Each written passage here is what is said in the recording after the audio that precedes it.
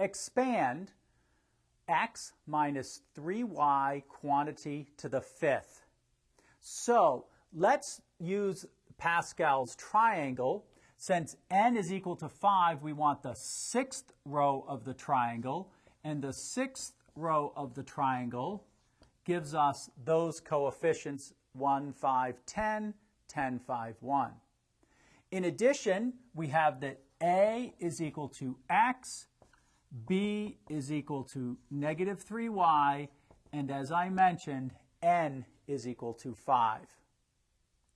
So now we can say that the expansion is equal to x to the fifth, that is a to the n, x to the fifth, and of course the coefficient is the 1. Then we have plus 5, and it would be x now to the fourth power times b to the first power, so times negative 3y.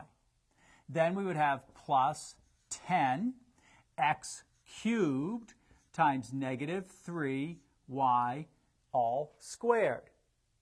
Then we would have plus 10, which I'm going to write here, plus 10x squared times negative 3y cubed, plus 5x times negative 3y to the fourth power, and then plus the 1, which we don't need to write, negative 3y to the fifth power.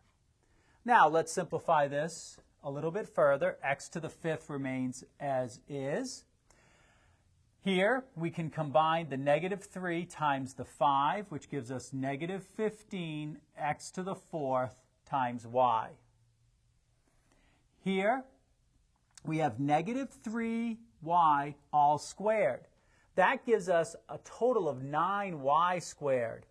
The 9 can be multiplied by the 10 to give us 90, and that gives us x cubed times y squared. Then, let me continue on the next line, I guess, plus. Here we have the negative 3y cubed.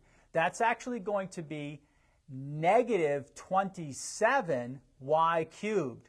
And when I multiply the negative 27 times the 10, that gives me negative 270.